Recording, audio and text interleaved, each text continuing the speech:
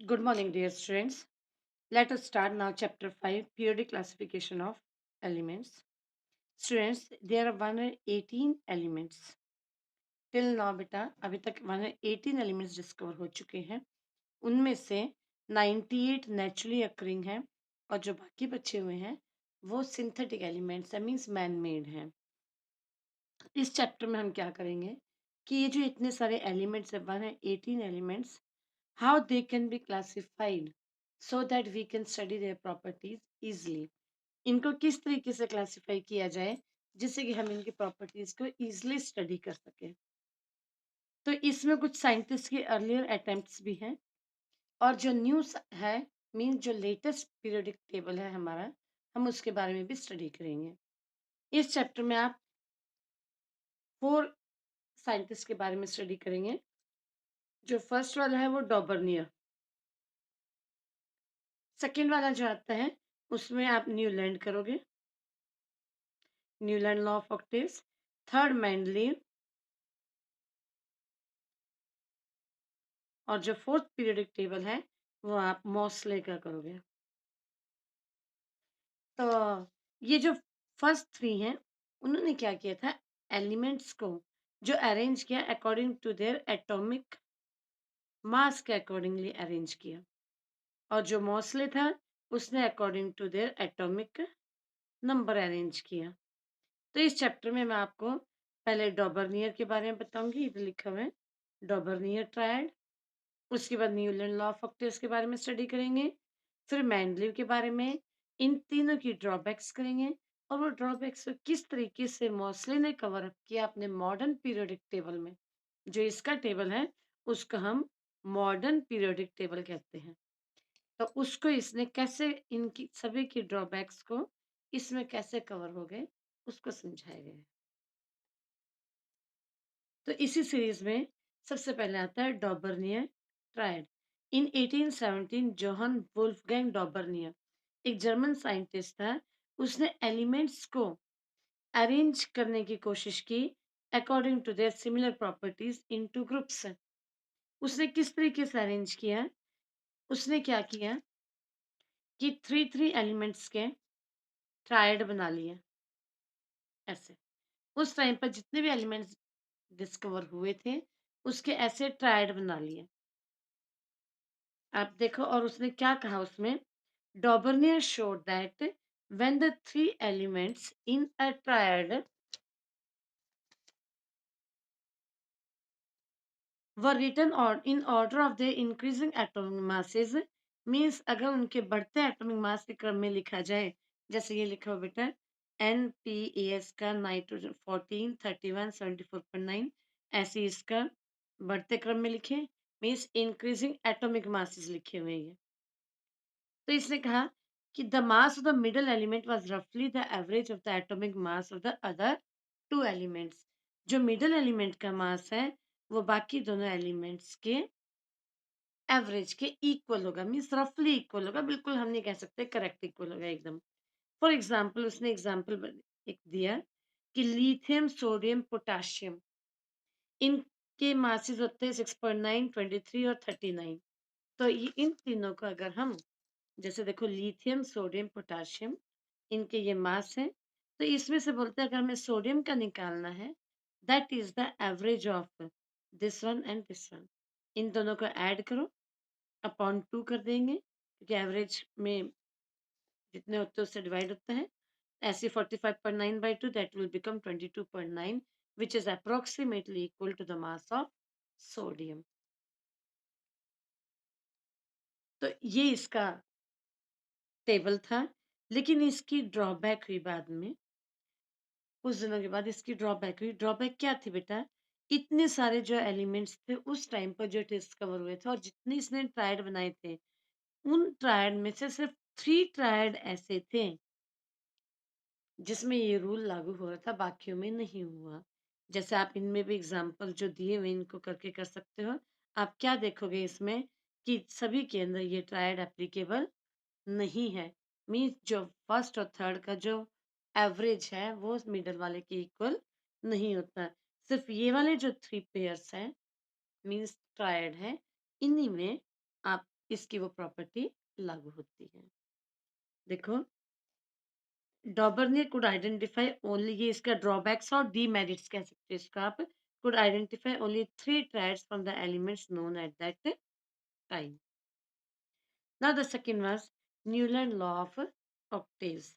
बेटा Newland law of octaves जो दिया था किसने? 1866 में जॉन न्यूलैंड ने दिया था, इंग्लिश साइंटिस्ट था। उसने भी he arrange that elements according to increasing atomic masses. He started with the element having the lowest mass, that is hydrogen. उसने हाइड्रोजन से स्टार्ट किया एंड एंडेड एट थोरियम। और थोरियम कौन सा था? 56th एलिमेंट था। और क्या पाया उसने? He found that every eighth element had properties similar that to that of the first, and he compared his octaves with the notes of the music. Means he compared this to the octaves found in the music. इसलिए इसने अपने table का नाम law of octaves भी दिया। he called it the law of octaves, that is why it is known as Newland law of octaves। For example आप इधर देखो, ये न्यूलैंड लॉ ऑफ ऑक्टेव्स का मीन्स न्यूलैंड का टेबल है। इसमें आपने देखा होगा म्यूजिक के नोट्स होते हैं सा रे गा मा पा धा नी और फिर से सा। जैसे म्यूजिक में फर्स्ट के बाद फिर से एट्थ जो नोट है वो वापस फर्स्ट वाली ही आ जाती है। तो इसी तरीके से उसने जो एलिमेंट्स को अरेंज किया, 1 2 3 4 5 6 7 और ये 8, जो एट्थ एलिमेंट की प्रॉपर्टी है वो फर्स्ट से मिलती जुलती है। So this was all about Newland law of octaves. लेकिन इसकी भी कुछ डीमेरिट्स थी और ड्रॉबैक्स थे। मीन्स ये जो टेबल है आगे जाकर वैलिड नहीं हुआ। ये पास तो हो गया उन दिनों में, लेकिन जब और साइंटिस्ट ने अपने एक्सपेरिमेंट्स किए होंगे तो वो इसके द्वारा समझाए नहीं गए। इससे कुछ ड्रॉबैक्स हैं। वो क्या है? It was found that the law of octaves was applicable only up to calcium. Means ये जो इसका टेबल है वो सिर्फ कैल्शियम तक एप्लीकेबल है, उसके बाद ये एप्लीकेबल नहीं है। It was assumed by Newland that only 56 elements existed in nature. उसने assume किया कि 56 elements ही होंगे हमारे नेचर में, इससे ज्यादा नहीं हो सकते। But later on some more elements were discovered. लेकिन बाद में क्या हुआ? कुछ और एलिमेंट्स डिस्कवर हो गए। तो इसलिए इसका ये जो assumption थी, जो इसने assume किया था कि 56 एलिमेंट्स से ज्यादा नहीं एग्जिस्ट होंगे, ये इधर फेल हो गई। Number 3, in order to fit elements in his table, अपने टेबल में एलिमेंट्स को फिट करने के लिए he adjusted two elements in the same slot. You can see here, इधर लिखा है सेम स्लॉट में। स्लॉट इधर इसको बोलेंगे, जैसे इस बॉक्स को बोलते हैं स्लॉट। तो उसने कोबाल्ट और निकल को इस स्लॉट में रख दिया। आप ये देख सकते हो, जबकि एक ही की जगह थी उसने टू एलिमेंट्स को इधर एडजस्ट किया। सिमिलरली इधर भी देख सकते हो Ce और La, ये टू एलिमेंट्स उसने सेम स्लॉट में एडजस्ट किए। और एक और किया उसने, वो क्या किया? He also put some unlike elements under the same note. जो अनलाइक एलिमेंट्स हैं, अनलाइक एलिमेंट्स जैसे कोबाल्ट और निकल की प्रॉपर्टीज क्लोरीन से नहीं मिलती, क्योंकि ये गैसेस है बेटा, ये मेटल्स में आ जाते हैं। तो ये बोलते हैं कि जो देखो, unlike elements under the same note, तो एक ही नोट में जो एलिमेंट्स मिलते जुलते नहीं उसको रख दिया। आप इधर भी देख सकते हो, ऑक्सीजन सल्फर के साथ आयरन रख दिया उसने।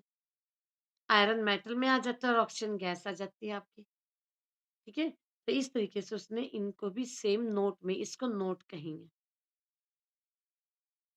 और जो लाइक एलिमेंट्स थे, जैसे आयरन की प्रॉपर्टीज कोबाल्ट और निकल से मिलती है, आयरन से बहुत दूर रख दिया कोबाल्ट और निकल को। He placed cobalt and nickel very far away from the iron, which has properties similar to that of cobalt and nickel. And the last drawback was, so Newland law of octaves worked well with lighter elements only. जो ये वाला table था, lighter elements के साथ ही अच्छा काम किया इसने, बाकियों के साथ इतना सक्सेसफुल नहीं रहा। अब इसमें क्वेश्चन आता है, Did Daubeney's triad also exist in the columns of the Newland octaves? आप देखो, जो लिथियम सोडियम पोटेशियम है इसमें भी है, और अगर आप इसका देखते हो तो इसमें भी आपका लिथियम सोडियम पोटेशियम। तो लिथियम सोडियम सोडियम पोटेशियम ये वो ट्रायड है जो पहले वाला डॉबर्नियर ने भी फाइंड आउट किया है, और न्यूलैंड ने भी उसको एक ही जगह पर रखा है, मीन्स एक ही नोट में रखा है। तो क्वेश्चन में ये है कि क्या उसका ट्रायड आपको न्यूलैंड के अंदर मिलता है? यस। और उसके लिए आपका exam. Now the third table is mainly periodic table.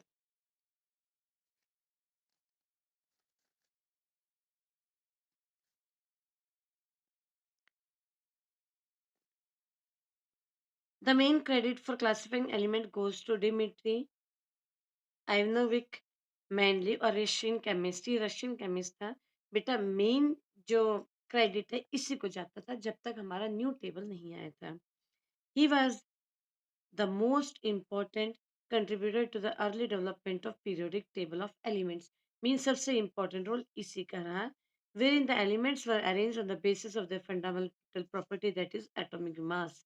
इसके टेबल में भी एलिमेंट्स किसके अकॉर्डिंग अरेंज थे? according to increasing atomic mass. When he started his work, there were only 63 elements. जब इसने अपना काम शुरू किया कितने एलिमेंट्स थे? 63 एलिमेंट्स थे। He examined the relation between the atomic mass and the elements and their physical and chemical properties. उसने रिलेशन ढूंढा एटॉमिक मास और उनकी प्रॉपर्टीज से क्या रिलेटेड है, मींस एटॉमिक मास का उनकी फिजिकल केमिकल प्रॉपर्टीज के साथ में रिलेशन ढूंढा उसने। Among chemical properties, mainly concentrated on the compound formed by the element with oxygen and hydrogen. इसको समझाने से पहले मैं थोड़ा सा आपको इसका टेबल बता दूं। इसके टेबल के अंदर ये ग्रुप्स हैं बेटा। ये वर्टिकल कॉलम ऊपर से जो नीचे आते हैं इनको बोलते हैं वर्टिकल कॉलम। ये वर्टिकल कॉलम को हम ग्रुप्स कहते हैं। इसके टेबल के अंदर 8 ग्रुप्स हैं, यू कैन सी हियर, और each group is divided into sub groups A B. और इसके टेबल के अंदर 6 पीरियड्स हैं, आप देख सकते हो। ये पीरियड्स डाउनवर्ड डायरेक्शन में है। Horizontal rows are called periods. बेटा कभी कभी ये डेफिनेशन भी आ जाती है, what are groups and periods in a periodic table. तो vertical column are called groups, horizontal rows are called periods. इसने क्या किया, उस टाइम पर जितने भी एलिमेंट्स डिस्कवर हुए थे उन सबको ऑक्सीजन और हाइड्रोजन के साथ रिएक्ट करवाया बेटा, और जो उसका फॉर्मूला बना था that was the criteria taken by him to classify the elements. देखो, he selected hydrogen and oxygen, hydrogen oxygen को सिलेक्ट किया और उनके साथ सभी एलिमेंट्स को रिएक्ट करवा के कंपाउंड बनाए उसने। He selected hydrogen oxygen as they are very reactive and form compound with most elements. अब ये क्वेश्चन भी आ जाता है, उसने हाइड्रोजन ऑक्सीजन को ही क्यों सेलेक्ट किया? उसने इसलिए सेलेक्ट किया क्योंकि ये बहुत ज्यादा रिएक्टिव है and they form compound with most elements, और अधिकतर एलिमेंट्स के साथ ये कंपाउंड बनाते हैं। The formula of hydrides and oxides formed by the element were treated as one of the basic property of an element for its classification. तो इसका main base यही इंपॉर्टेंट चीज है बेटा, the formula of hydride and oxides. जो उसके element का formula hydrogen और ऑक्सीजन के साथ बना, वही उसकी मेन बेसिक प्रॉपर्टी थी एलिमेंट्स को क्लासिफाई करने के लिए। सपोज कोई एलिमेंट अगर आर है तो उसने इस तरीके से किया कि उसका ऑक्साइड के साथ फॉर्मूला सपोज R2 है और हाइड्रोजन के साथ फॉर्मूला RH है। ऐसे और कोई एलिमेंट है उससे ऑक्सीजन के साथ फॉर्मूला RO है और हाइड्रोजन से RH2 है। ऐसे R2O3 RH3। आप एग्जाम्पल लेकर कर सकते हैं, जैसे इसमें एल्यूमिनियम है, एल्यूमिनियम का फॉर्मूला है Al2O3 बनेगा इसके साथ Al2O3। ठीक है, तो इस तरीके से उसने सभी एलिमेंट्स को हाइड्रोजन ऑक्सीजन के साथ रिएक्ट करवाया और फिर उन सभी के फॉर्मूला को एक कार्ड के ऊपर लिख लिया। उसके बाद ऐसे उसने इनको लगा दिया, रख के, और वो कार्ड के ऊपर जो भी फॉर्मूला लिखा हुआ था उसी के अकॉर्डिंग वो उनके नीचे उनको सेट करता गया। देखो, he then wrote 63 cards. He wrote, and on each card he wrote down the properties of one element. He sorted, means उनकी properties भी लिखी उसने. He sorted out the element with similar properties and pinned the cards together on a wall. He observed that most of the elements got a place in his periodic table. अधिकतर elements को जगह मिल गई थी बेटे उसके table के अंदर, according to increasing atomic masses. It was also observed that there occur a periodic recurrence of elements with similar physical and chemical properties. Means उसने क्या पाया कि एक जैसे समय के बाद, पीरियडिक मीन्स एक जैसे टाइम के बाद, प्रॉपर्टीज, फिजिकल केमिकल प्रॉपर्टीज मिलती जुलती है. On this basis Mendeleev formulated a periodic law. इसी के बेस पर मैंडली पीरियडिक लॉ बना. Mendeleev periodic law states that the properties, आ जाता है बेटा 1 मार्क का question, the properties of elements are the periodic function of their atomic masses. So this was all about Manley periodic table. In his table, that there are groups and periods that I have already told you. Now next point is achievement of Manley periodic table. बेटा achievement क्या थी? ये कहते हैं ना कि उस time पर सबसे अच्छा टेबल यही माना जाता था, बाकी सब फेल हो चुके थे.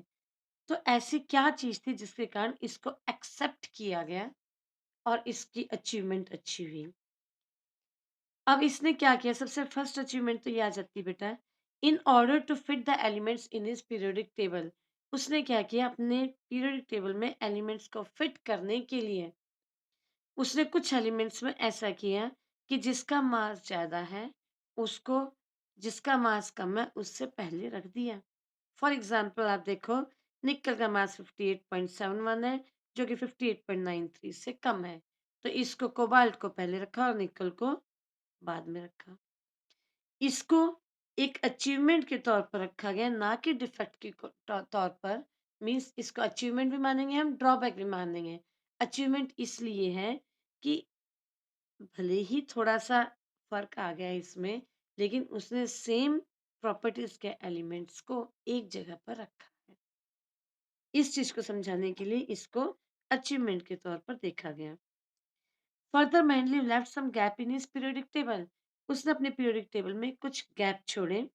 Instead of looking these gaps as a defect, उसने इस गैप को डिफेक्ट नहीं कहा. ही boldly predicted the existence of some element that had not been discovered at that time. उसने कहा जो मैं गैप छोड़ रहा हूँ ये उन एलिमेंट्स के लिए जो एलिमेंट्स अभी डिस्कवर नहीं हुए हैं, और जब वो डिस्कवर होंगे वो इस टेबल के अंदर जगह ले लेंगे. उसके लिए एक एग्जाम्पल दिया इसने, इसमें दिया हुआ है mainly. He predicted it has been discovered. Manly named them by prefixing a Sanskrit numeral एक कहा. संस्कृत में बेटा एक का होता है, वन के लिए कहा जाता है. उसने क्या किया? जहां गैप छोड़ा उस जगह पर जो उसके पहले वाला एलिमेंट है, उससे प्रेसिडिंग एलिमेंट है, उसके पहले एक कह लगाकर उस गैप में आने वाले एलिमेंट का नाम दे दिया.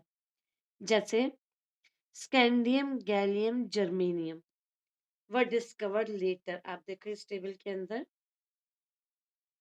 स्कैंडियम, गैलियम, जर्मेनियम, बेटा ये इसके टेबल में नहीं थे, इधर गैप था. इस गैप में उसने क्या किया? बोरोन, एल्यूमिनियम, सिलिकॉन, इनके पहले एक कह लगा दिया और इनके नेम इधर रख दिए. मीन्स एक इस जगह रखा, एक है बोरोन, एक है एल्यूमिनियम एंड एक है सिलिकॉन.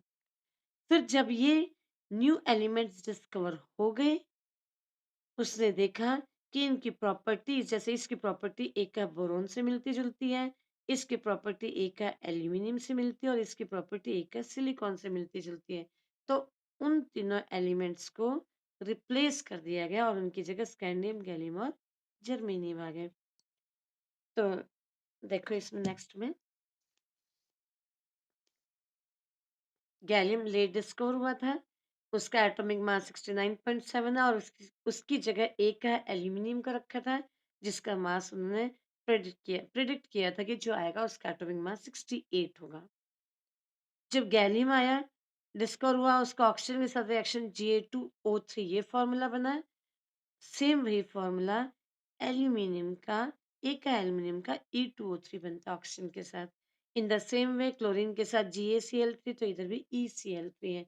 तो इसलिए एक एल्यूमिनियम को रिप्लेस करके उसकी जगह कौन आ गया? गैलियम। 2 अचीवमेंट्स हो गई। थर्ड अचीवमेंट क्या थी उसकी? कि नोबल गैसेस जब डिस्कवर हुई, उसके टेबल को डिस्टर्ब किए बिना उनको अलग से रखा जा सका। मीन्स टेबल उसका डिस्टर्ब नहीं हुआ। वो कैसे? देखो, ये जो गैसेस है noble gases like helium, neon, argon, ये उसके टाइम पर नहीं थे। These gases were discovered very late. अब क्वेश्चन आ जाता है, ये गैसेस लेट क्यों डिस्कवर हुई? Because they were very inert, वो बहुत ही ज्यादा इनर्ट थी, मीन्स किसी से रिएक्ट कर नहीं करती थी। And present in extremely low concentration, हमारे एटमॉस्फेयर में बहुत ही कम मात्रा के अंदर प्रेजेंट है। ठीक है, तो one strength of Mendeleev period table was that, table की एक अचीवमेंट और स्ट्रेंथ यही थी, when these gases were discovered they could be placed in a new group, उनको न्यू ग्रुप में रखा जा सका without disturbing the existing order. So these were the achievements of Mendeleev periodic table. Now limitations of Mendeleev's classification, इसकी 3 limitations भी हैं, means drawbacks भी हैं, जिससे कारण ये टेबल फेल हुआ। Number 1, he was not able to assign correct position to hydrogen, वो हाइड्रोजन को करेक्ट पोजीशन नहीं दे पाया। ऐसा क्यों? उसने क्या फाइंड आउट किया कि हाइड्रोजन की जो प्रॉपर्टीज हैं वो अल्कली मेटल्स के साथ रिजेंबल करती हैं, मिलती जुलती हैं। और दूसरा, हाइड्रोजन की जो प्रॉपर्टीज हैं वो हैलोजेंस वगैरह से भी मिलती हैं। अल्कली देखो, like alkali metal hydrogen combine with halogens, oxygen and sulphur to form compounds. देखो, हाइड्रोजन, हैलोजन में क्लोरीन आ जाता है, अभी नए मॉडर्न पीरियड टेबल में समझा दूंगी मैं, हैलोजन साल्ट फॉर्म होते हैं बेटा। हाइड्रोजन जैसे क्लोरीन के साथ कंपाउंड बना रहा है, वैसे ही आपके अल्कली मेटल में सोडियम आते हैं, सोडियम, पोटाशियम, वो भी आपका नेक्स्ट पीरियोडिक टेबल में आएगा बेटा। सोडियम का भी वही फॉर्मूला होता है। ऑक्सीजन के साथ हाइड्रोजन का फॉर्मूला H2O बना तो सोडियम का Na2O, सल्फर के साथ H2S बना तो सोडियम का Na2S। तो ये बोलते हैं, अगर सोडियम अल्कली मेटल है, सोडियम अल्कली मेटल है, तो हाइड्रोजन को इसके ऊपर रखा जाना चाहिए, क्योंकि हाइड्रोजन की सभी प्रॉपर्टीज सोडियम से मिलती जुलती है। दूसरी बात उसने क्या कहा, जैसे हेलोजेंस है, हेलोजेंस मीन्स जैसे फ्लोरीन, क्लोरीन, ब्रोमीन, इनको हेलोजेंस बोलते हैं, जो कि साल्ट बनाते हैं। और इधर अल्कली मेटल में सोडियम, पोटाशियम, जो अल्कली बनाते हैं, जो base which are soluble in water. तो इसकी प्रॉपर्टीज इससे भी मिलती है, इसकी प्रॉपर्टीज हाइड्रोजन की इससे भी मिलती है। इससे कैसे मिलती है फ्लोरीन, क्लोरीन, ब्रोमीन से? कि ये एलिमेंट्स जो हैं, ये गैसेस हैं, ये डायटोमिक फॉर्म में एग्जिस्ट करती हैं। जैसे एटमॉस्फेयर के अंदर क्लोरीन Cl2 के फॉर्म में एग्जिस्ट करता है, फ्लोरीन F2, ब्रोमीन Br2, तो हाइड्रोजन भी तो H2 के फॉर्म में एग्जिस्ट करता है। Then why don't we place hydrogen above the halogens? Hydrogen को इसके ऊपर क्यों ना रखा जाए? So he was confused in giving the position to hydrogen, that whether it should be placed above this one, means alkali elements, alkali metals, or above halogens. So he was not able to give the fixed position to hydrogen. This was the first drawback. Second drawback बेटा, ये first था, isotopes were discovered later, बहुत बाद में isotopes की discovery हुई बेटा। आपको पता है आइसोटोप्स वो होते हैं, जैसे 1H1, 1H2, 1H3, ये हाइड्रोजन के 3 आइसोटोप्स हैं। ऐसे कार्बन के 6C12, 6C14। अब इन दोनों आइसोटोप्स में देखो, एटॉमिक नंबर सेम है, 14, एटॉमिक नंबर सेम है लेकिन मास नंबर डिफरेंट है। अगर इसका टेबल, मेनली का table, is according to increasing atomic mass है, it means carbon should be placed at 2 position. उससे टेबल में कार्बन को 2 पोजीशन मिलनी चाहिए, मीन्स 12 में और 14 में उसकी पोजीशन होनी चाहिए। लेकिन ऐसा नहीं था, उसके टेबल में हर कार्बन को एक ही पोजीशन मिली। तो ये भी इसका ड्रॉबैक कंसिडर किया गया कि अगर कार्बन के 2 मास हैं तो 2 जगह पर आना चाहिए, ऐसे हाइड्रोजन को भी 3 जगह पर पोजीशन मिलनी चाहिए। थर्ड उसका जो ड्रॉबैक था वो वही था कि ही placed the elements having more atomic mass before the elements having less atomic mass. For example, cobalt is placed before the nickel. This was the drawbacks. आप इधर ड्रॉबैक आप एक और देख सकते हो, इधर टीई जो है और आई आयोडीन का मास 126.9 है और इसका 127.6 है। तो इधर भी आप देख सकते हो कि जिसका मास ज्यादा उसको पहले रखा गया और जिसका मास कम है उसको बाद में रखा गया। So these were three drawbacks of Mendeleev periodic table.